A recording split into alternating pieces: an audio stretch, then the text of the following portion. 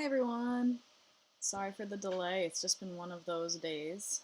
We're starting about 10 minutes late, 11 minutes late. So I'll plan on going the full hour and wrapping up around 2:11 p.m. Eastern Time. Hi everybody who's already joined. Hi Velux Speed Shop. That's one I don't recognize. Hi Vicky. Hi Lynn. Hi Mimi. Hi Linda. Hi Christine. Hi Geraldine. Hi Linda. Hi Sherry. Hi Christine. Hi Jan. Hi Dana. Hi Shirley. Hi other Linda. There's two Lindas? Yeah, two Lindas. Three Lindas. No, two Lindas. Hi Jill. Yeah, sorry I was late. We don't have help with Jack today, and he escaped from his room right before I was about to start class, so I had to get him set up and put him in his bed so he couldn't escape while I'm doing class. Hi Emily. Hi Vanessa. Lori. Oh, okay. That makes sense. Hi, Lori. Your name makes sense now. Hi, Sue. All right, so hi, Kathleen. Hi, Lisa. I'm going to just keep saying hi to y'all as you're joining, and I'll try to start getting into what I want to go over today in this class. Hi, Tanya. Hi, Shirley. So what we're doing today is part one of two parts of bead embroidery. We're working on the smartphone case design, and I want to go over some of the bead embroidery techniques that I use when I do these sorts of designs. Particularly, I want to go over some of the techniques that I used in this old version of the bead embroidery smartphone case. And up front, I just want to apologize for the state of my hands and nails. I've started gardening, turning over our garden beds, because it's almost time to plant here in New England, and we do a vegetable garden. So they're extra dinged up and there's dirt and stuff, and it's just the way it is. So apologies in advance. Hi Maureen. Hi Barbara, B Jules. Alright, so I did have thread on this needle just before I started, and I don't know what happened to that. It must have gotten pulled away. I hope that some of you have started kind of planning out your smartphone cases and maybe drawing them out or trimming your pieces of non-woven stitching base to fit your phone. But if not, there's still time to do that, because we're going to have another bead embroidery session next Thursday, same time, same day. So if you don't have your stuff from me yet, or you just need more time, you can do it then. I've already gotten my template created. I've got my cutouts for where the camera and the sensors and where the little button needs to be. This is a little piece of extra non-woven stitching base that I'm going to sew back onto the larger piece of non-woven, because I cut a little too far. I don't like how that cut came out. I'm just going to kind of sew it in place, and then I'll be able to bead on top of it. This large hole is for something I just decided to do. Hi Sandra. Hi Babette. Hi Maureen. I decided to get one of those magnetic dongle things that one of you mentioned last time, and it'll be useful for me, and I'll be able to get a magnetic thing to put in my car, so when I'm using my phone for GPS I can attach it there. This is going to, I decided I'm going to attach it right kind of in the center part of the phone, so I cut out a space in my case to allow for that, because this needs to attach directly to the phone. Before I attached it, I thought of something I could do so that I'm not just, I just don't have this as part of my design. What I did was I traced the outside circle onto a separate piece of non-woven stitching base, and I'm going to create a little focal component on that with one of these cabochons. I'm not sure which one yet. And I'm going to do some beading on there. I'm going to cut it out, finish it, and then I have some of these little circular magnets. I'll hold up the package.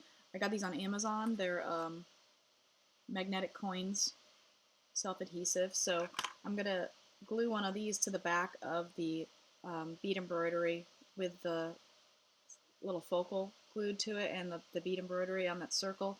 And then I'll be able to stick that to this when I'm not using that part of the, when I'm not using the little dongle or when I don't have it attached to the thing in my car. So I'm gonna actually work on this today, showing you attaching the focal and doing some beadwork around there. I guess that means I have to make a decision which focal to use. I've picked out some of my beads. I'm gonna move the camera so you can see. These are the beads I definitely want to use for my project. Move some so you can see the rest of them. These sorts of blue and copper colors. So I'm thinking my first choice, which was this guy, is going to go really well. Doesn't really stand out. Let's see how the Crystal AB looks. Crystal AB stands out a little bit more. I might actually use that one.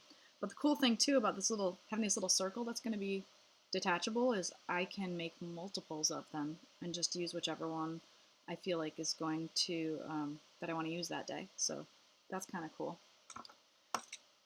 So I think I'm going to start with the Crystal AB one. These are the 18 millimeter, mosaic stones that I had on my website. And I'm going to cut out this circle close to the outside edge of where I drew the circle when I traced this dongle onto the non-woven stitching base. I'm actually only going to work out to the first circle. I'm not going to work out to the second circle because this part of the dongle needs to be able to pop up for holding the phone. So I don't want to have things in the way so that I can keep the beading on there when I'm just holding onto the phone if I want. So that copper part was going to show. I picked this color specifically to go with the beads that I was choosing. Will I be getting more of the focal cabs in again? Yes, Jill, I actually have them in. They're in a box under this table I'm working on. I just have not had time to list them on the website, but I will be doing that as soon as I possibly can. It's just been crazy over here with the 3 kids, and my husband worked 15 and a half hours yesterday, and most days it's been almost that, and he didn't even have a break, a day off in the past week, so it's just kind of crazy trying to get anything done, even though working the second shift hasn't been working out for me. So yeah, I'm just trying to cram it all in, and I will get them listed again as soon as I possibly can, I promise. All right, so I'm actually going to use super glue to glue down my focal. I'm using this Gorilla super glue. It basically attaches to everything. I actually used this when I was doing the most recent mask that I did, Dream of Flight, because I wanted to work really quickly and I didn't want to have to give a 24-hour dry time in between gluing my stones down and working on the piece. So this sets it in place almost immediately. I'm going to put a good amount of glue on there and glue on the back of the stone as well. And I'm going to let that sit for a few seconds. Then I'm going to place the stone down and I'm going to press this together in my hand. You will get some glue on your finger if you do it this way without using gloves or something to pad the layers. I'm going to use this little piece of non-woven stitching base so that I don't have to deal with glue on my fingers the rest of the day. Hi Sharon. If any of y'all have questions as I'm working, please feel free to ask. I do want to make sure to address any questions you might have, and if anything's not clear, just let me know, and I'll try to make sure to look at the chat every now and then so that I catch those. Alright, so I think this is pretty well in place. I'm going to give it a few more seconds just to be sure. And then I have to figure out what beads I want to go around this. I'm looking at my other case, and I used some larger beads. Well, I used some size 11 seed beads right around this focal rose, and then I used larger beads around that row. So I think I'm going to start with the with size 11 seed beads around the 18 millimeter cab. That's a good size because it's sort of the same size as the width of the stone on the edge. Alright, I think it's still a little sticky, but I think it's on there enough so that I can start working. And now I have to find I've lost my needle. This is a common problem for beaders. I found my thread, but no needle. Oh, guess what? I have 2 pieces of thread and one with a needle on it that was on the floor. Glad I found that. All right. You love this cabochon, Sharon? This is the Crystal AB 18mm mosaic stone. It's German glass and it's coated by E.H. Ashley. So for starting bead embroidery, I usually don't tie a knot with my thread. You're totally welcome to though. You can tie a knot and stitch from the back to the front of the bead embroidery and the knot will hold it in place.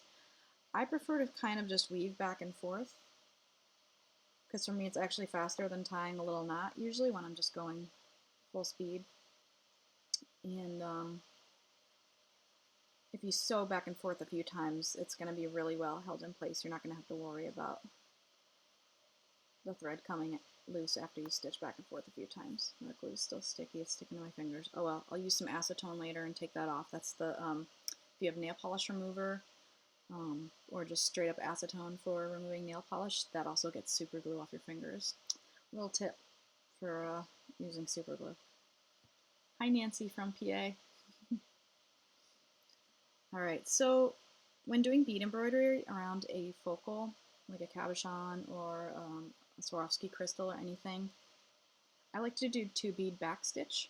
To me this makes sort of the neatest line that you can get around a larger stone. And it, if you're going to be building a peyote stitched bezel, which some of you may decide you're going to be doing for this project, if you're going to be bezeling a Rivoli or flatback or anything like that, like a Swarovski stone, and doing a peyote stitch bezel, like building up from the peyote stitch, you're going to want to do 2 at a time so that you know that you're going to end up with an even number around this base row. An even number is going to be important for when you're doing peyote stitch, because if you have an odd number when doing peyote stitch on the round, you're going to end up with an extra space, or 1 too few spaces. Alright, so I've got my 2 size 11 seed beads on here. I'm stitching down pretty close to the edge of the cab, about 2 beads width away. Like I'm looking at how much space these 2 beads take up, and I'm estimating how much space they're going to take up on the non-woven, and I'm going to stitch down.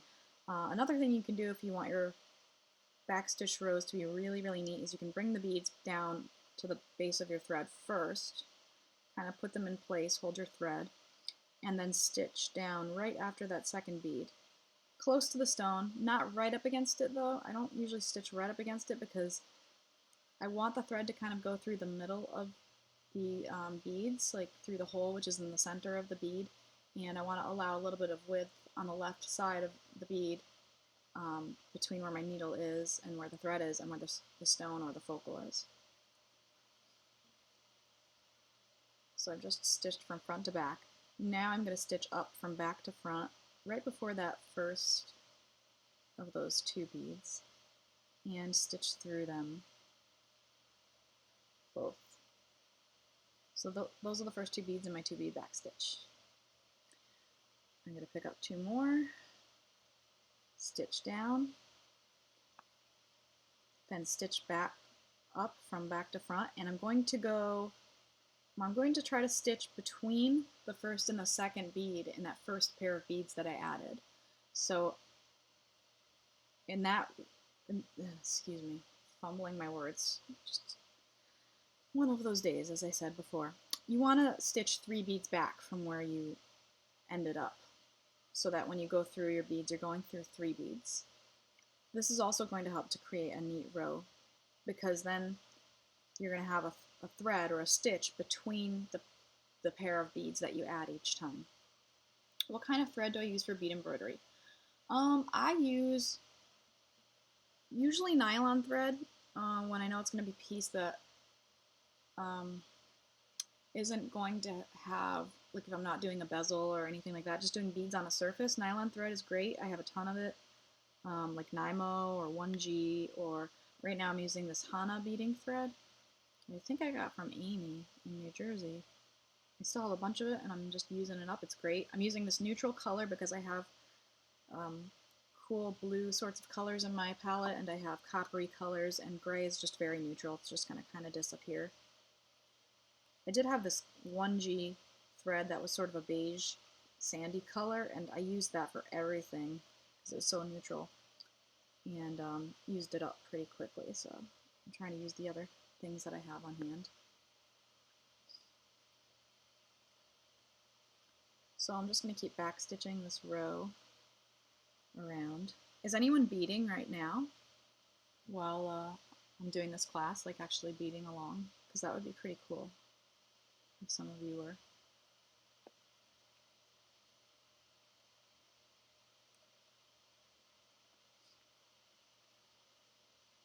I see Lori asked a question. Can we bead things separately and then sew them on afterwards? Yeah, you totally can. There's no reason why you can't.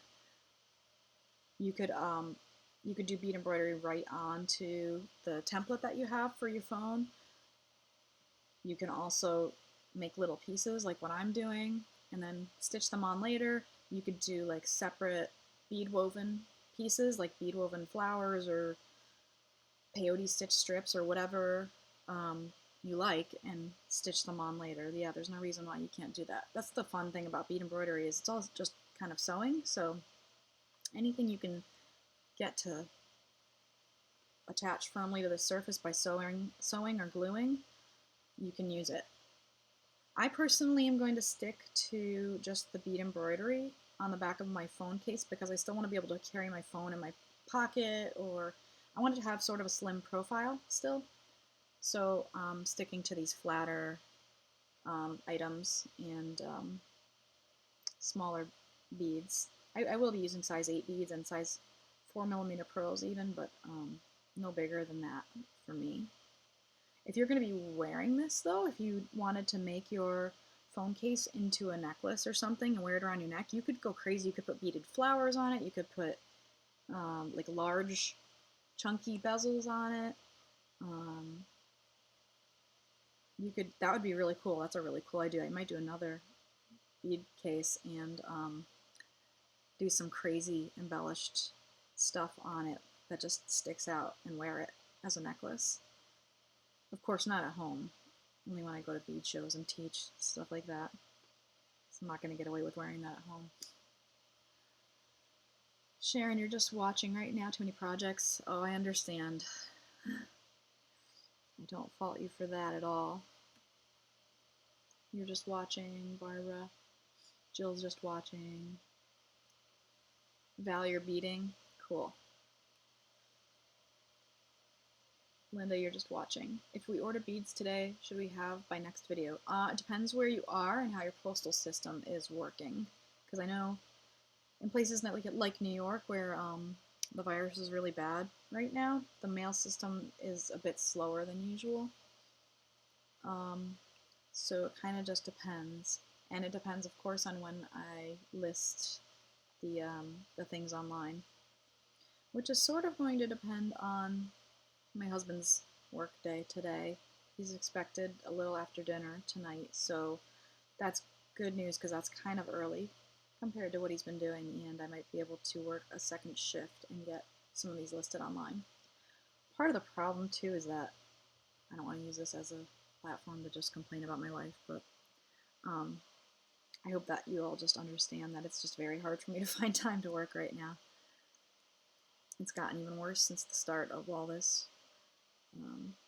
And working from home is tough with the little ones around, because even though I'm trying to work and I say, you know, don't disturb mommy because I'm working, I really need to work, I still sometimes get pulled away for things.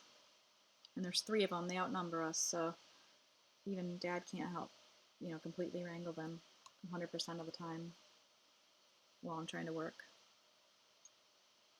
Just watching, Connie. Okay. Lynn, you're just watching, you don't want to miss a thing. Well, you know you can replay this after. You can watch it as many times as you want after the live stream. It'll be up on my YouTube sort of indefinitely. Unless I decide to take it down one day, which I don't foresee happening.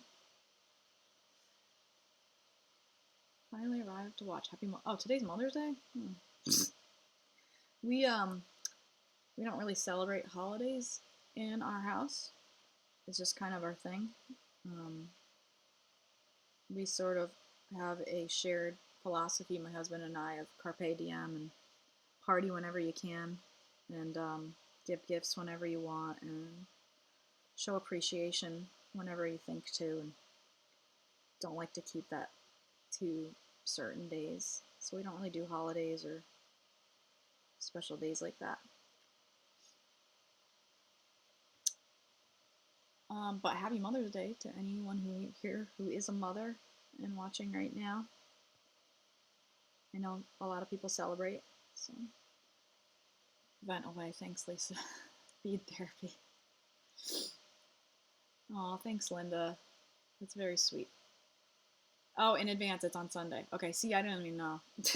I'm sure it's on my calendar, but I don't even pay attention. Do you do Christmas? No, Lynn, we have never done Christmas, and we never plan to. I am adamantly against that holiday for personal reasons. I don't mind anybody else celebrating it, and that's great. You know, celebrate whatever you want. We just don't do it in our house. All right, so I have my first row backstitched around my focal, and I need to decide what I want to come next. I think I want some larger beads in the next row, like what I did here. Oh. Okay. Sorry, ladies. Okay, hold on a second, sweetie. I'm going to pause and do my be right back scene for a minute so I can go help Adelia, and I'll be right back. I apologize.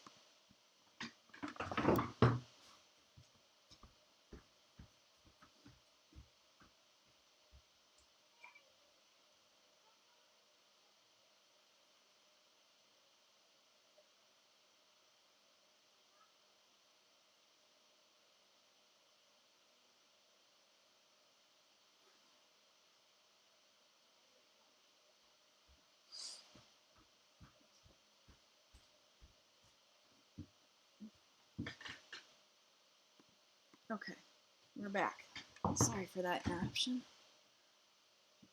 Okay, small children are coping with the restrictions related to the virus. It is rough, Sharon. It's just like wartime. We're just trying to get through it and knowing that it's a temporary thing, even though we don't know how long it is. So yeah, wartime. Oh, where was I? Larger beads around the rows. So I think I'm going to pick either my 4mm iridescent, dreamy iridescent blue ones, blue pearls, or these three. I think I'm going to go 3mm actually. I think I'm going to do these 3mm dove gray, iridescent dove gray pearls. So that'll pull some of the lighter colors from the focal that I have. I'm just trying to figure out if I want to do these in a straight row or if I want to add beads in between them, because I could do both things. I think I'll do them straight up. On this one I added 3mm bicones separated with 8/0s in between each one, just to break it up so it wasn't the same color all the way around, but it's just sort of a design decision. And I think on this one it'll look okay with the iridescent dove gray pearls all around. Vivian, you don't celebrate anything either for the same reasons. Oh, that's awesome. Oh, Tony, yes. Sorry, I looked at your screen name first. So one thing I do sometimes when I'm adding larger beads around a circular component is I'll add a bunch all at once and then couch them down. This is another technique I'm going to show you now, is couching. This is cool for long lines of beads, especially if you want to make curved long lines of beads. It's easy to manipulate the row of beads that you stitch down by couching and sort of stitching in more toward one direction or the other to kind of pull the line of beads one way or the other. Do I think it's necessary to color in the white laces? For the majority of my template, I definitely wanted it to be darker in color.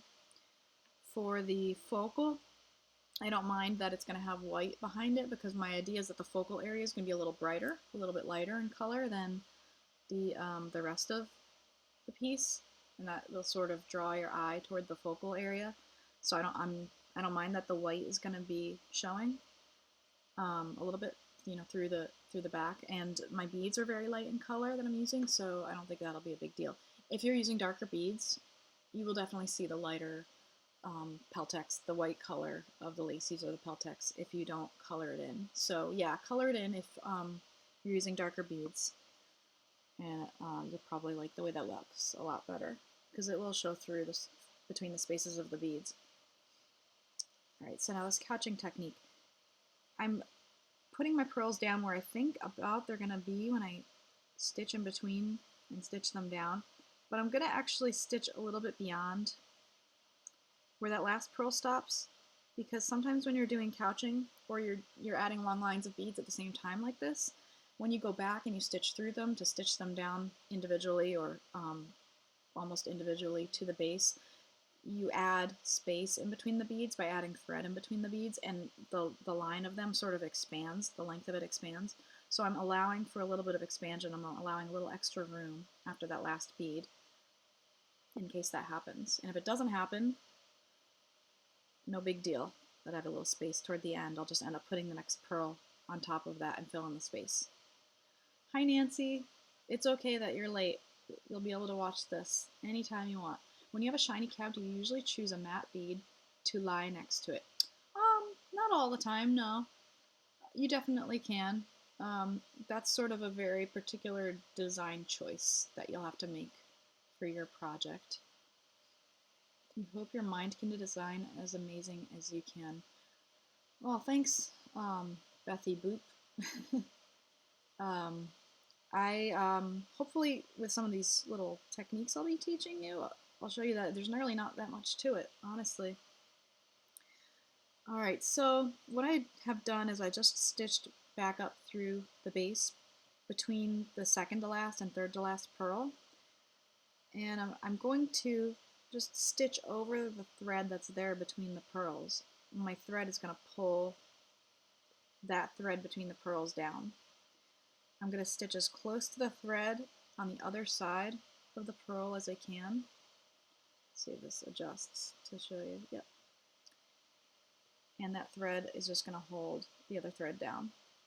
I'm not pulling super, super tight. As I pull through, I'm not pulling as hard as I can because I don't want that thread to, like the pearls will sort of start angling down toward each other if you pull as hard as you can. Don't leave any slack in that thread, the couching thread that you've just stitched over the other thread that was there. Am I beading around the cap separately and not on the template for the phone case? Yeah, Sharon, so maybe you missed that part in the beginning. I was explaining how I'm putting this dongle on my phone. I haven't put it on there yet, but what's happening is that I didn't just want to have this part of the dongle as my focal for the back of my phone, so I'm creating this little focal thing. I've traced the dongle onto here. I am going to put a magnetic circle on the back of the dongle so it can magnetically stick to this magnetic piece on here. And I'll be able to keep it on there until I need it off if I'm going to put this magnetic piece to attach my phone to the thing in my car. Probably said it better the first time, I apologize. If you want to go back and watch that part of the video after we're done, then they'll probably explain it a little better. Shirley, you're making a Kindle cover. Oh, cool. I would love to make one for like my laptop, just for the top part even. Maybe I'll do that. I'm dreaming. I barely have time to take a shower, but if I could wrangle the time, I would love to make a thing for my laptop. Oh. Okay, I'm going to continue couching these beads, so I want to make sure to show you this technique a couple times. I'm not stitching down in between every one just for time right now, but I'm stitching down between like every couple. And I can always go back later and secure each one down individually if I want to, or back stitch through each one to attach each pearl individually down. But this is just kind of a quick way to get these beads down on here. Let me move this guy. Oh, I need to get out some more of these little dove gray pearls.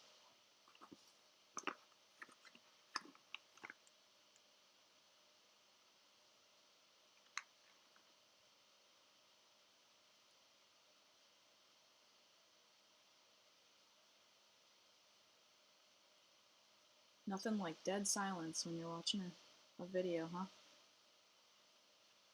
Alright, so I've got these down here, and actually this is going to take me right up to the edge where I drew that inside line. That's where the I'm going to need to stop my beading. So I think this pearl row is going to be my last bead embroidery row on this little medallion that I'm going to magnetically attach to that dongle on my phone.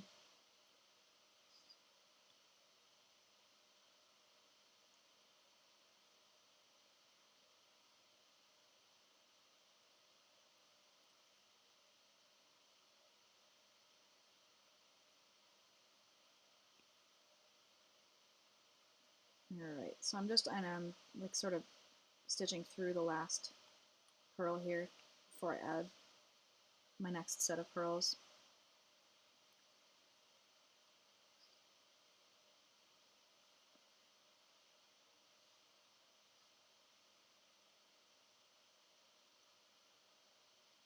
When you're doing the last section of large beads with couching, you definitely want to make sure there's a little bit of room between the last bead and the first bead that you had added.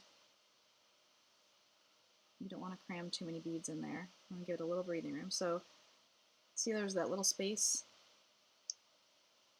If I'm placing these down and sort of getting them taut on that thread, there's a little bit of space here. That's good. This is working out really nicely with this number of pearls. I'm just going to couch down every couple beads.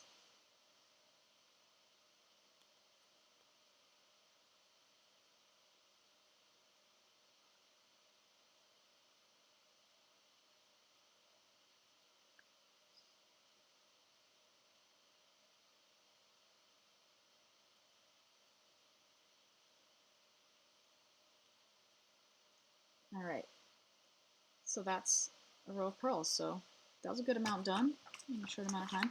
Did I have to find a separate magnet from the device you bought to make this work? From the device I bought. Oh, Michelle, yes. So what I have is these little magnetic coins, and I'm going to be putting one of those. I'm going to be gluing it, even though it's self-adhesive. I doubt it's going to stick to the Peltex with just the adhesive. I'll try it, but I'm probably going to have to glue it to the back here, and then that's magnetic. It'll stick right to the back of the dongle, or the front of the dongle. Alright, so now what I'm going to show you is edging. Brick stitch edging specifically. This is something I'm also going to do around the outside edge of the phone case once I've done all my bead embroidery, and I cut this out after I've glued it to the leather and cut it out. So same technique I'm going to be showing you for that part later. I'm going to cut out just around these pearls. And I'm going to try to make as neat of a circle as I can. Even if it looks like you're not getting a super neat cut, the brick stitch edging will help hide any irregularities once you do that. I do think I'm going to have to color this edge, and the color is going to be based on which color bead I choose to go on the edge. I'm kind of thinking I'm going to bring in my blue color. This was a bead I used on my butterfly mask that I did recently, Dream of Flight, that I knew I definitely wanted to use in this project as well. Can you explain how this cover and the ring and magnet will all work together for this attach? If I didn't explain that already, Michelle, oh, you said gotcha? Okay, so I think I explained that already. Sorry. I saw your second question first and answered that first. So if I'm going to use this blue bead, I need to color this edge gray. I'm actually just going to use a black Sharpie, because if I go lightly with the Sharpie, it'll turn out sort of gray because of the white color of the Peltex. I just need to get up and get it. I thought I had one with me, but there's one in the kitchen, so I'll be right back.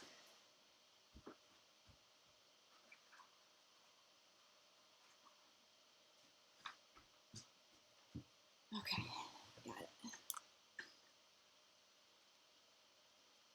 So to color the edge, you just want to be careful you're not coloring any of the beads. If you do accidentally end up coloring them, try to wipe it off as quick as you can because the Sharpie will stay on there for quite a while if you don't get it off immediately. I probably will end up adding a backing to this, like ultra suede or something very thin. I'm just not doing that right now because I want to show you this technique, and I don't want to glue it down and then wait for it to dry and all that. I'm not going to use super glue for that. I'll probably use fabric glue or craft glue. Oh, this must have fallen in a pot of plants. There's some dirt on this, but this is Jewel Bond is something I use for gluing stones down and gluing ultra suede and leather to the back of non-woven stitching base. Alright, so brick stitch edging. You want to start with your thread coming out close to the edge, the cut edge of your project. The first stitch you're going to pick up 2 beads. Size 11 seed beads are really good if you have a thin layer of Peltex or laces, and then something like ultra suede or no backing at all. If you are using a thick leather to back something, you may end up using a size 8 seed bead. Oh, there's a squirrel on my deck. He's looking at me. Sorry, that was distracting. There's a size 8 seed bead is sometimes better to cover a thicker layer of the non-woven stitching base and leather. But anyway, you stitch either from back to front or front to back about 2 beads width away from where your thread is coming out. Pull that tight and then stitch back through that last bead you added, the second bead you added. That first bead's going to sit funny. It's going to sit like that until you completely go all the way around your piece and come back to it. After you add the last bead, you're going to stitch into it and straighten it out. But for now, it's going to sit funny. Don't worry about that. The rest of the stitches, you're only going to be adding 1 bead at a time. You're going to pick up 1, stitch either from back to front or front to back. Again, the direction doesn't matter. Just keep it consistent with each stitch. If you're going back to front, do that every time. And then through the bead. So this will be sort of all the way around. I'm not going to go all the way around. I'm just going to show you a few stitches, and then I'm going to show you another bead embroidery technique similar to the ones I used on my older smartphone case.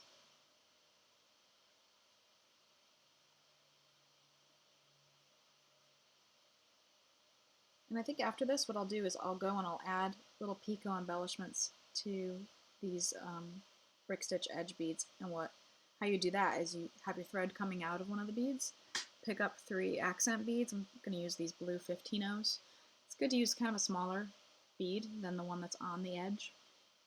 And you stitch down through the next edge bead, then up through the one after that. Oops, make sure your thread doesn't get caught around the bead embroidery beads. And then just repeat that. You'll repeat that all the way around, or even part of the way around. This is your design. Play jazz, make it up as you go. There's no wrong answer. This is all just design, which is why bead embroidery is so relaxing to me. You can kind of just do whatever you want if it looks good. So I'll probably end up doing that as long as it's going to work out with my, you know what, it's not going to work out. I'm going to take those off. I'm just testing this now against my dongle. I'm not going to be able to flip this up if I have those guys in the way. Well, I could just do them there. I don't know. I have to decide whether I'm going to take those out or not. I might just end up taking them out. Well, I do have to test those. I have to make sure after I add these blue seed beads on the edge that I can still flip this up. If I can't, I'm going to have to figure out something else to do with this raw edge. So this is sort of the process. Tony, do you need an even number all the way around? Ideally, if you're going to be doing the picots, yes, but if you're not, there's a way you can fake, like do a little, if you end up with a single bead in the last spot, you can do a little picot that's joined to the previous one, and it's sort of has the same look from afar if you're not looking too closely, and I'm going to show you how to do that. So say this is my last bead. If I have an odd number and I come around and that's the last bead I have to fill in with picots, I'm going to pick up 2 of my picot bead and I'm going to stitch down into the single closest bead in the next picot over. Then I have sort of a little, it looks like 2 picots, but they're actually just joined, so it's like a little fake. It does look different than the other ones, but it's a way to sort of get it to work. The other option is you could just leave that bead without having a picot at all, and then you have a little bit of a space there. Alright, so I'm going to put this guy aside. I'm not going to show you the next few techniques on my actual smartphone case that I'm going to be making, because I'm going to be just showing you a couple different things in no particular order and just doing little samples for you. You could use a pretty embroidery floss and blanket stitch the edge. Oh, that's a good idea, Shirley. I do have some embroidery floss downstairs in my workspace. Thank you. Hi, Dessa from Arizona. Where did the dongle come from? Linda asked. I bought it on Amazon. I think it was about $10. I just looked up magnetic phone holders and searched through and ended up getting that. Alright, so I wanted to make sure to show you a couple of these techniques, like how I outline larger beads with smaller beads, things like that. And what I did with this particular phone case is I started in the center and then I just kind of drew these shapes, just sort of like Zen drawing, you know, just drawing repeating shapes. And then I figured out as I was beading how to sort of make those shapes with the beads. So one thing that I have often is I'll have shapes sort of like this, where these lines are like lines of seed beads. Then for the next row, working outwards, after these would be done, let's just pretend these are done, pretend those have beads on them, I put a larger accent bead here and then start filling in rows around that. So I wanted to show you that technique. And actually I can set up a couple of rows of beads radiating out so that you can see the full effect.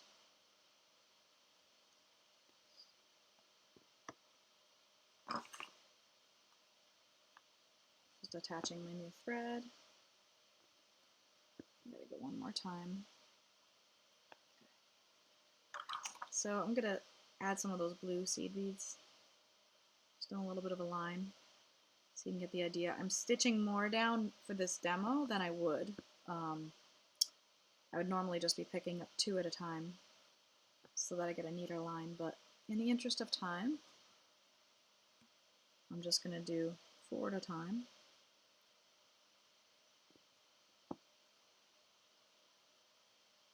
Alright, and then I'm just going to come over here. These 2 lines will have met up down here in the valley. Oops. If you're working with your phone case, cutting rounded edges is a good idea because it's less likely for your thread to get caught. If you have corners like this, the thread gets caught often on them and it's kind of annoying.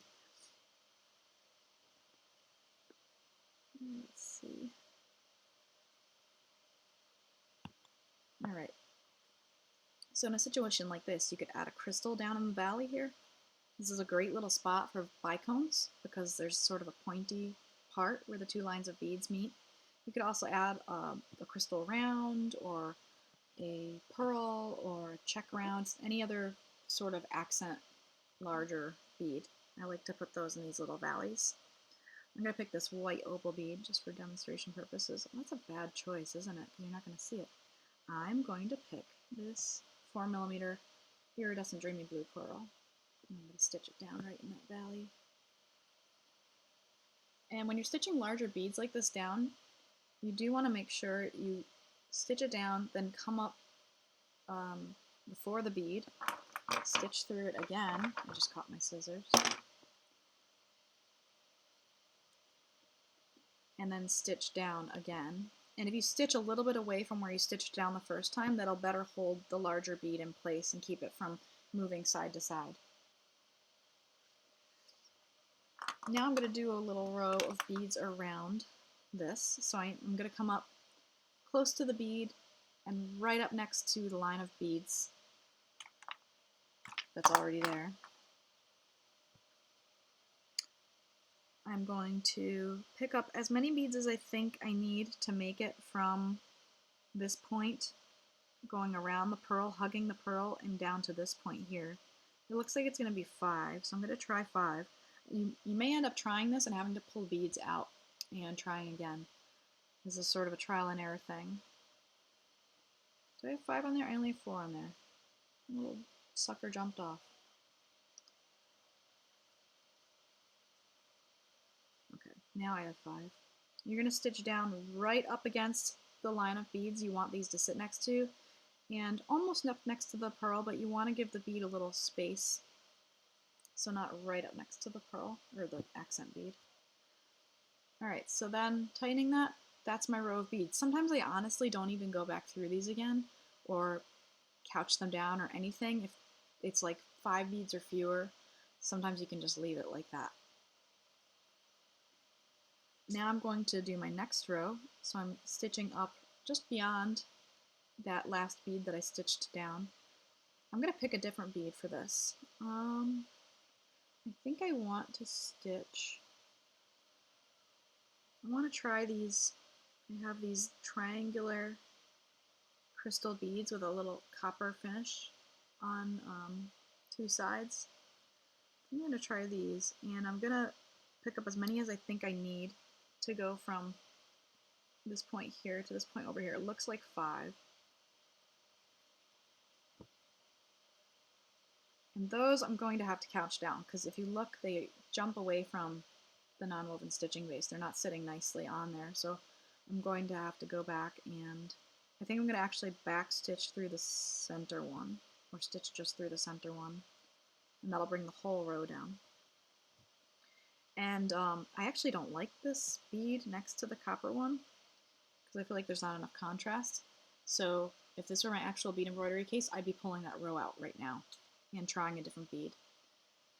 Sometimes that's just the way it goes with this project, but because it's bead embroidery, it's kind of easy to pull out. So that's one good thing about doing frog stitch in a project like this.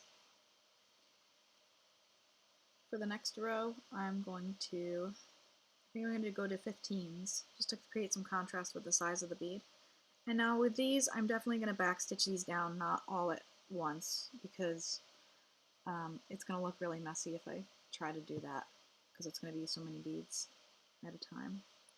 So I've just put 5 down. I'm stitching back between the second and third of those. I'm going through 3 beads. Less important how many beads you pick up at once when you're doing these little arcs, because they're not super long, so you don't need them to be super precise. I'm bringing my beads down, seeing where I need to stitch. I'm going to come up between the third and fourth to last beads, back stitch through the last 3 beads, and then I think I can fit 2 little 15s in there.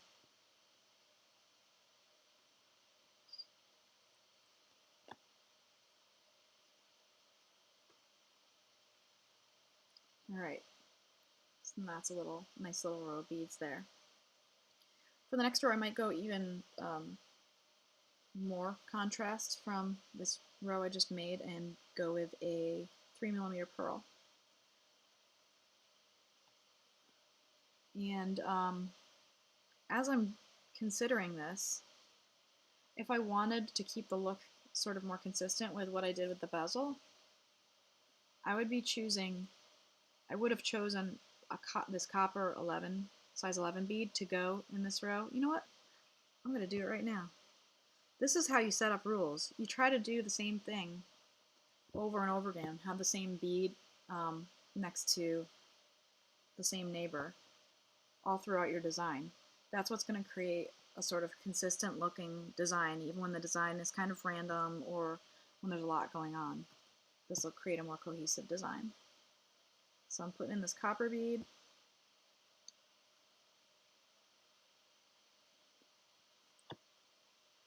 Just back stitching a few at a time.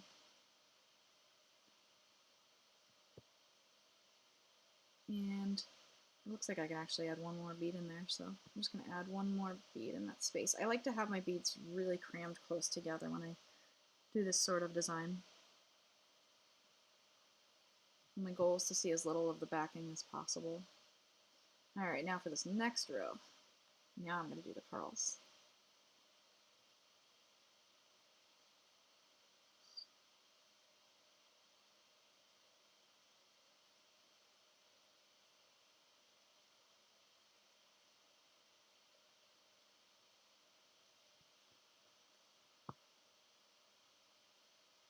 And if you think that the number I'm adding is sort of arbitrary for this, you're right, because it's not that important when you're doing these little rows of beads. It's not critical how many you add at a time. You can kind of wing it each time. Another thing that makes bead embroidery so relaxed. You don't have to pick up an exact number of beads every time. Alright, so now I think that's a pretty nice little section of beading. The only thing I would change is this triangle bead right here. I'd put something in that's has more contrast, like maybe this matte purple bead. You know, even that next to the blue. I'd have to redo this, but I am happy with the copper bead being next to this blue 15, and then the iridescent dove gray pearls next to the copper bead, because I have iridescent dove gray pearls next to that same copper bead in my focal. So that'll be a similar design component as I'm stitching this piece. Alright, another technique I like to use when I'm doing this bead embroidery is I like to anchor size 8 seed beads with a 15 seed bead. So that's anchoring or anchor stitch. And I forgot to grab some size 8 seed beads out of my stash to demonstrate this, so let me just find them real quick. What's it? Oh, I have some. Huh. I did grab some out. Thank you to me. So I have these nice blue ones that are a very cool blue. They're going to go nicely with the focal and with the copper and the other blues I have. They are like a silver-lined alabaster color. I think they're Toho. I'm going to be asked a question again. Sweetie, I'm doing my class. Yes. Do you want to say hi? Okay, well, you're on video right now. You're live on the internet. Yes. Can you move the pillow? Because I want somewhere to lay down. I need you to do that because I'm almost done, okay? Can I have my blanket? Okay, go grab your blanket. You know how to do that. Alright, so anchoring size 8 seed beads. I hope you all think this is as funny as I do. Can't do anything without being interrupted. You pick up the size 8 seed bead, bring it down to the bottom of your thread, pick up a size 15 seed bead, and then stitch back through the hole of the 8-0 seed bead and through the base. I'll tell her that you said hi, Shirley and Emily. Tanya, you're absolutely right that bead embroidery is a very good way to use all the leftover beads you might have. Definitely. You don't need much, honestly, to cover like a case like this. It looks like a lot of beads, but because I have so many different ones, it's really not that many of each bead. Like if you were to count, there's only 1, 2, 3, 4, 5, 6, 7, 8, 9, 10, 11 of these coral colored pearls. There are maybe 16 or so of these matte green magatamas. Same amount, maybe a few more of these purple magatamas. So yeah, it's a great way to use up different beads. So I'm going to add another anchored 8-0 right next to the first one, bringing my needle out next to that first one, picking up an 8-0 and a 15-0. Oops. And then I'm going to make sure to stitch just back through the 8-0, not through the 15-0, and anchor that bead in place. This is a cool technique because it adds just a little bit of texture that looks different than the other beads. If you look at it from the side or from an angle, it just sits a little bit higher than some of the other beads, and sort of is a conical shape because of the larger bead on bottom and smaller bead on top. I do have that in this pattern, and I've done those and outlined them with seed beads. So that's another thing you can do, is do one and then do a row of seed beads around it, then do the next one and a row of seed beads around it, and keep repeating that process. Kid drama cracks you up one. Yeah. It is funny. The screaming and crying get old for me, but I think I just need to start wearing earbuds that have music playing more, like throughout the day, just all the time, because that lowers the volume of the screaming behind it. That's what I did to focus and work on that mask for 5 days straight. I just worked on it. I put the TV on for the kids. I had them do other things to keep them occupied, and mostly I just could drown them out with the music, so that helped.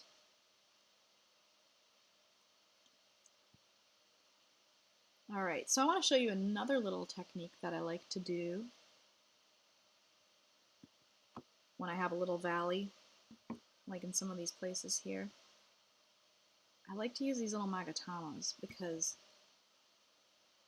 if you use 3 of them, they kind of create this little triangular configuration that's really pretty. So I've done that a bunch on bead embroidery designs. I'm going to set up another little valley up here just to demonstrate.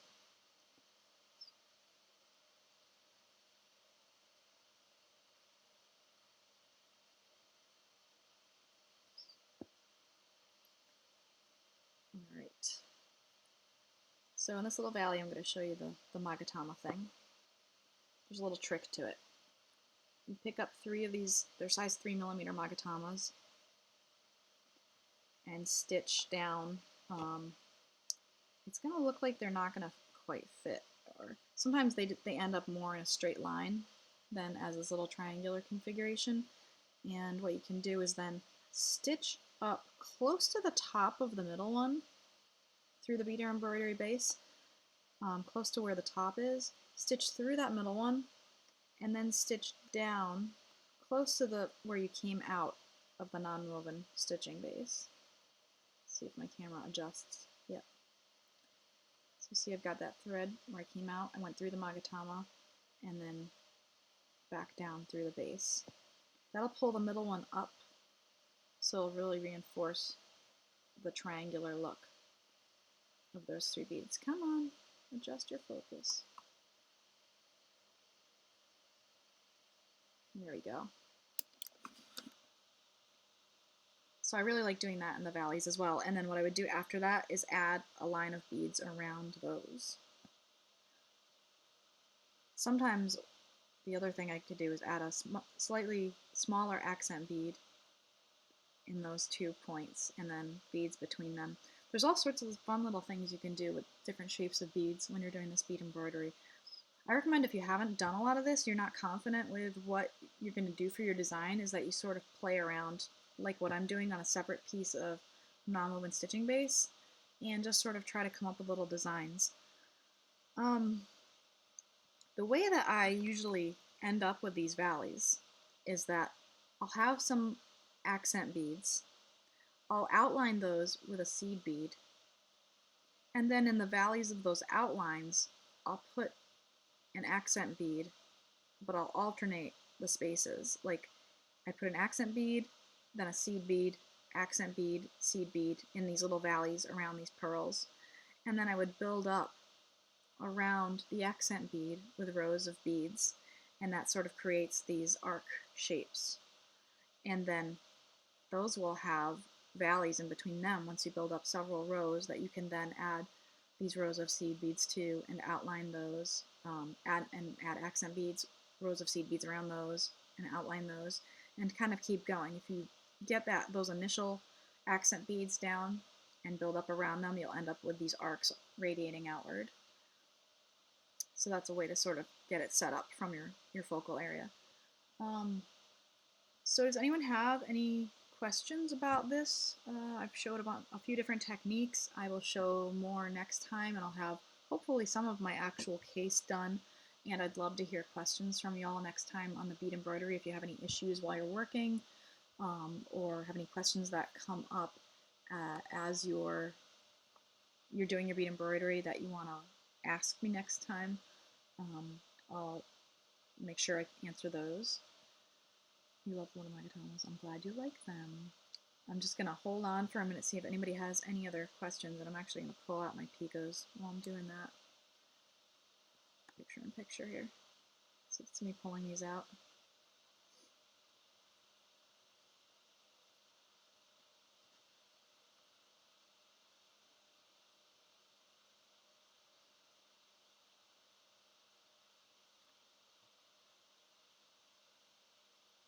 I'm going to keep going with my brick stitch edging on this piece so that I can test it and see if it'll actually, if we'll be able to use the dongle with this piece attached, because that would be ideal. Oh, you're welcome, Emily. Thank you, Dessa.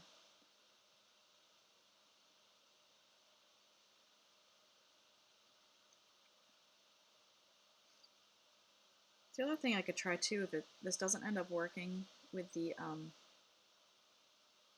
size 11 seed beads, if they end up being too big, I might try edging with size 15 seed beads and just not adding a backing. I might just paint the back or something so that it's not completely ugly if you happen to, you know, turn it over and see the edges. It doesn't really matter because it's going to be either on here or, you know, somewhere in storage. Tanya, when you make a big piece like this one, do you glue all your cabochons and pieces at one time, or you do it as you work? I do it as I work, because even if you plan meticulously each row of beads, when you actually put them down, there's some variation in where they're going to fall, and you may end up working out to a spot and being a little further out than you thought you would be, or having more space than you thought.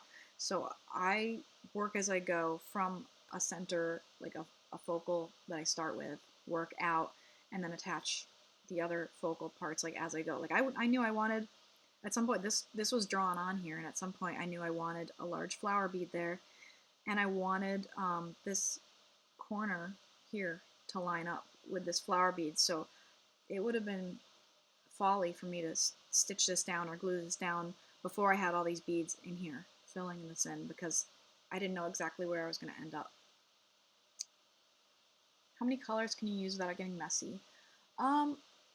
So I generally try to use 2, maybe 3 colors of size 11 seed beads, 2, maybe 3 colors of size 15s, and 1 or 2 colors of size 8 seed beads, and then a couple accent seed beads here or there, like the magatamas and the triangle beads. I'll use those. And then for the other accent beads, like the pearls and crystals, I try to use 3 or 4 of those. And after that, beyond that, it does start to get kind of messy. But those are like the general guidelines for that, so it doesn't get too busy, so that you can keep to a cohesive design. I'm waiting for the stuff from you. Oh, you're waiting for the stuff from me. I'm sorry, Susan. I got some of the orders from the 4th and 5th out just yesterday, and the day before, because I'd been working hard to fill all those orders. So that's part of the reason why I wanted to create 2 weeks for this part of the project rather than just one, because I knew not everything would be getting to everybody in time that they ordered from me for this project. Emily, so should we be almost finished with the bead embroidery part by next time? No, not necessarily. You can be partly done. Some people might not have even started by the next session. I'll just be showing some different techniques. There may be some overlap with what I've shown you this time, and hopefully I'll have some more questions that I can sort of answer and show people techniques if they have questions on those for the next class, because some people will have started. Oh, Susan, that's your old name. Okay. What is the dimension of the phone template? I'm not sure if I completely understand that question, but I made the phone template by placing my phone onto non-woven stitching base and drawing around the outside edge.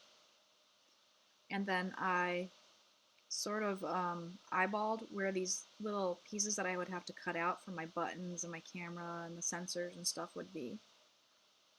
And then I cut those out. Let's see. Just saw a flower bead turn. Do you glue anything down? Excuse me. On the original case. On the original case, I glued down the flower bead and I glued down these navette pendants. Unfortunately, they have pulled away a little bit in some places from the glue, or the glue I use sort of took the coating off the backs. I mean, I don't really mind it. It just makes them sort of look antique-y, I feel.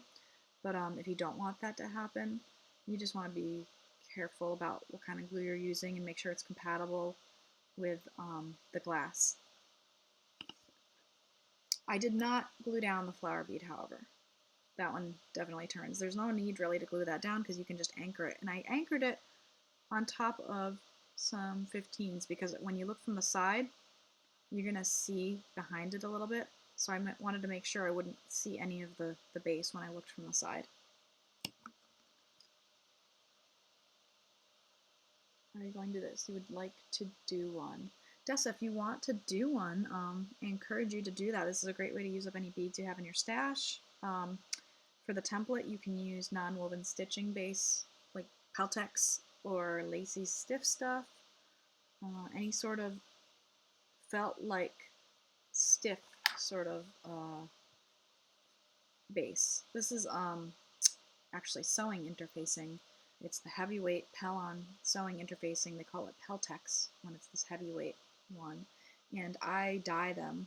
I dye it just different colors based on what I'm going to need. Like I dyed this one with a black Rit dye more, which can dye synthetics. This is just polyester. It's just like plastic particles.